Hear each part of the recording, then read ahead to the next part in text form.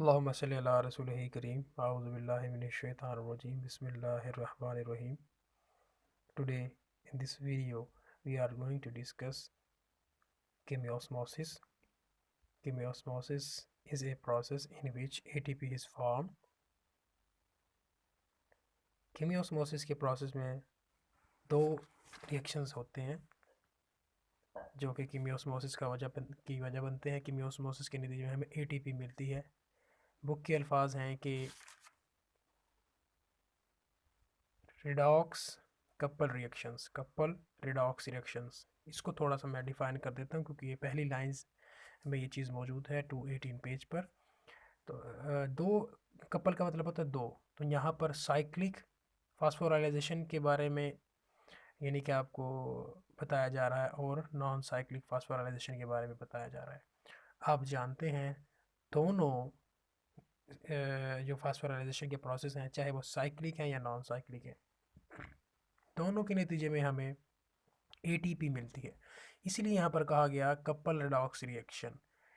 और रिडॉक्स इसलिए कहा गया क्योंकि हम वक्त यहाँ पर रिडक्शन भी हो रही है, रिडक्शन का प्रोसेस भी हो रहा है और ऑक्सीडेशन का प्रोसेस भी हो रहा है।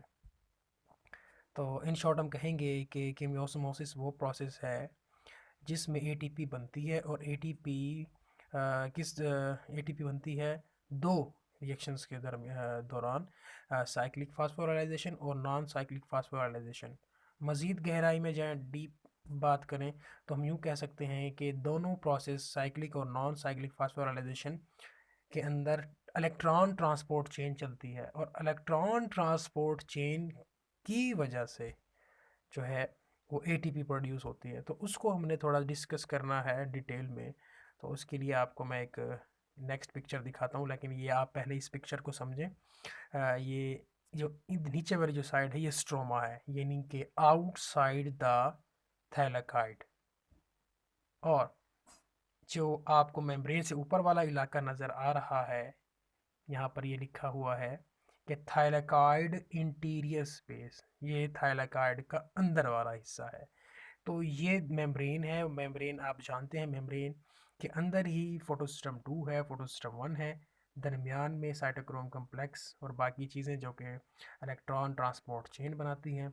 फोटोसिस्टम 1 के बाद आगे आप देख रहे हैं कि NADP की प्रोडक्शन हो रही है, फिर आगे ATP सिंथेसिस लिखा हुआ है।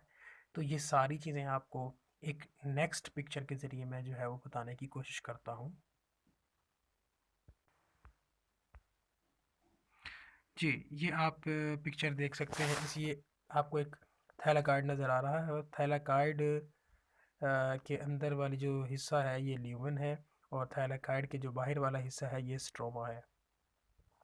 तो दरअसल होगा क्या यहाँ पर, आप जानते हैं फोटोसिस्टम 2 से जब इलेक्ट्रॉन जाता है फोटोसिस्टम 1 तक तो दरमियान में चेन चलती है जिसको हम इलेक्ट्रॉन ट्रांसपोर्ट चेन कहते हैं। और हमने कहा कि इस चेन के नतीजे में हमें ATP मिलता है। वो कैसे मिलता है, यही चीज़ हमने इसमें डिस्कस करनी है। तो हम इसको थोड़ा सा जूम कर लेते हैं। फोटो सिस्टम 2 और फोटो सिस्टम 1 के जो दरमियान में आपको PQCYT और PC नज़र आ रहे हैं, ये इलेक्ट्रॉन ट्रांसपोर्ट चेन का हिस्सा हैं ये तीनों चीज़ें। तो बात जो समझनी है हमने वो ये है कि बाहर जो आपको जहाँ पर ये इलेक्ट्रॉन ट्रांसपोर्ट चेन नज़र आ रहा है लिखा हुआ, ये हिस्सा है स्ट्रोमा का हिस्सा, यानी कि आउटसाइड द थैलेकाइड। यहाँ पर प्रोटॉन मौजूद हैं। प्रोटॉन ने अंदर आना है, यानी कि थाइलाकार्ड की इंटीरियर स्पेस में आना है, ल्यूमेन के अंदर आना है। तो स्ट्रोमा से ल्यूमेन में आने के लिए इलेक्ट्रॉन की मदद चाहिए होगी इन प्रोटॉन्स को। इलेक्ट्रॉन जब मूव करते हैं फोटोसिस्टम 2 से फोटोसिस्टम 1 तक तो वो प्लास्टोक्यूनिन से गुजरते हैं, फिर साइटोक्रोम कम्प्लेक्स से गुजरते हैं और उसके बाद फिर वो गुजरते हैं नेक्स्ट प्लास्टोसाइनिन से। तो बाहर जो प्रोटॉन आप नज़र आ रहे हैं, आपको इलेक्ट्रॉन अपनी एनर्जी इन प्रोटॉन को प्रोवाइड कर देता है, दे देता है, जिसकी वजह से प्रोटॉन के अंदर एक एनर्जी डिवेल्प हो जाती है और वो एनर्जी कहलाती है पोटेंशियल एनर्जी। और इस एनर्जी की वजह से ये प्रोटॉन बाहर से यानी कि स्ट्रोमा से अंदर आ जाते हैं ल्यूमेन में, थाइलाकॉइड के अंदर आ जाते हैं ल्यूमेन में। दोबारा सुन लें कि इलेक्ट्रॉन अपनी एनर्जी प्रोटॉन को ट्रांसफ़र कर देते हैं और ये एनर्जी बन जाती है इनकी पोटेंशियल एनर्जी ऑफ प्रोटॉन। अब प्रोटॉन के पास एनर्जी है तो ये एनर्जी की वजह से अंदर आ जाएंगे, थाइलाकॉइड के अंदर आ जाएंगे, ल्यूमेन में आ जाएंगे। That's clear. फिर इसके बाद क्या प्रोसेस होगा जब ये थाइलाकॉइड के अंदर आ जाते हैं। अब थाइलाकॉइड के अंदर यानी ल्यूमेन में बहुत ज़्यादा जो है प्रोटॉन की कंसंट्रेशन बढ़ जाती है, प्रोटॉन बहुत ज़्यादा हो जाते हैं, आपको नज़र आ रहे हैं बहुत सारे प्रोटॉन यहाँ पर मौजूद हैं। ये प्रोटॉन क्या करते हैं, ये यहाँ पर आपको एटीपी सिंथेसिस लिखा हुआ नज़र आ रहा है, ये वाला हिस्सा। तो ये प्रोटॉन जो है एटीपी सिंथेसिस के पास आते हैं। इन प्रोटॉन के पास है इस एनर्जी को एटीपी सिंथेसिस इस्तेमाल करता है और एडीपी और फास्फेट को आपस में मिलाता है। अब ये प्रोटॉन इस एटीपी सिंथेसिस के अंदर से जब ये गुजरेंगे तो अपने इनके पास एनर्जी मौजूद है, तो इसकी जो एनर्जी है प्रोटॉन की एनर्जी वो इस्तेमाल कर ली जाएगी एटीपी सिंथेसिस की तरफ से, यानी कि एटीपी सिंथेसिस इन प्रोटॉन की एनर्जी को इस्तेमाल करेगा और एडीपी और फास्फेट को आपस में मिलाएगा, जिसके नतीजे में एटीपी बनेगी।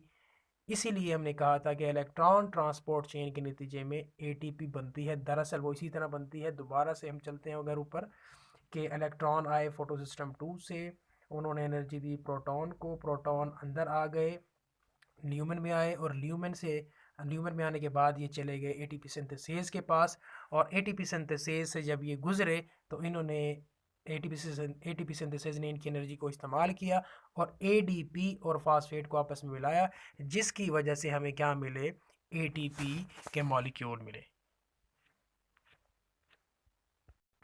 जी, तो आप बात को समझ चुके हैं। ये आपकी बुक की बुक में जो दी गई है वो पिक्चर है। तो ये स्ट्रोमा और थाइलाकॉइड आपको नज़र आ रहे हैं। ये आपको एक एरो नज़र आ रहा है, ये इसी प्रोटॉन की मूवमेंट को ज़ाहिर कर रहा है कि प्रोटॉन अंदर से जो है वो ल्यूमेन में चले जाते हैं और बाहर जो है यानी कि ल्यूमेन में जब चले जाएंगे तो ल्यूमेन के अंदर प्रोटॉन बहुत ज़्यादा हो जाते हैं और फिर ये प्रोटॉन जो है ये यहाँ पर आ जाते हैं, इधर इस जगह पर।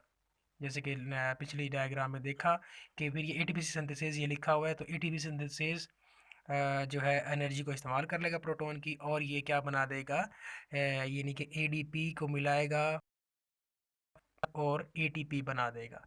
इस तरीके से अगर आप देखें तो वो प्रोटॉन जो कि स्ट्रोमा के अंदर से चले थे और वो ल्यूमेन में चले गए और ल्यूमेन से फिर वो दोबारा बाहर आ जाते हैं। अब इनके पास एनर्जी कम है तो दोबारा से क्या होगा, ये प्रोटॉन इनके पास एनर्जी जब कम है वो जब इस तरफ आएंगे, यहाँ पर जहाँ एरो लिखा हुआ है, एरो बना हुआ है, तो यहाँ पर इलेक्ट्रॉन इनको अपनी एनर्जी दोबारा से ट्रांसफ़र कर देंगे और ये इलेक्ट्रॉन की एनर्जी को इस्तेमाल करते हुए जो है ये ल्यूमेन में चले जाएंगे और ल्यूमेन में इनकी कंसंट्रेशन बहुत ज़्यादा बढ़ जाएगी। तो फिर ये डिफ्यूजन के प्रोसेस के ज़रिए इजीली बाहर से हायर कंसंट्रेशन होने की वजह से, यानी कि ल्यूमेन के अंदर जब हायर कंसंट्रेशन हो जाएगी प्रोटॉन की तो ये फिर एटीपी सिंथेसिस से इजीली गुजरेंगे और इनकी एनर्जी को एटीपी सिंथेसिस इस्तेमाल करेगा और एडीपी को फास्फेट के साथ मिलाएगा और इस तरीके से एटीपी की प्रोडक्शन होगी। तो इस तरीके से ये कीमियोस्मोसिस का प्रोसेस कंप्लीट हो जाता है। एक सवाल यहाँ पैदा होता है कि प्रोटॉन कहाँ से आ रहे हैं। जैसे कि हमने फोटोलाइसिस में देखा है कि H2O है, ये प्रोटॉन प्रोवाइड कर रहा है। जब H2O यहाँ पर अगर आप देखें, H2O ये जो है हाफ ऑक्सीजन दे रहा है और प्रोटॉन दे रहा है। प्रोटॉन जब यहाँ पर बहुत ज़्यादा इकट्ठे हो जाते हैं तो कंसनट्रेशन ज़्यादा जरिए अंदर आ जाते हैं और इनकी एनर्जी जो है अंदर सॉरी यानी कि थाइलाकॉइड मेम्ब्रेन के ये स्ट्रोमा में आ जाते हैं, बाहर आ जाते हैं थाइलाकॉइड मेम्ब्रेन से, थाइलाकॉइड ल्यूमेन से जो है वो बाहर की तरफ आ जाते हैं। तो इनके पास एनर्जी अब कम हो जाती है, तो यहाँ से फिर ये स्ट्रोमा में जब मौजूद होंगे तो फिर स्ट्रोमा में क्या होगा, यहाँ से ये इलेक्ट्रॉन इनको एनर्जी देगा और ये दोबारा से जो है ल्यूमेन में चले जाएंगे। जो जो ल्यूमेन के अंदर जब हाई कंसनट्रेशन होगी तो दोबारा ये एटीपी सिंथेसिस से बाहर आ जाएंगे। तो इस तरीके से ये प्रोसेस कंप्लीट हो जाता है।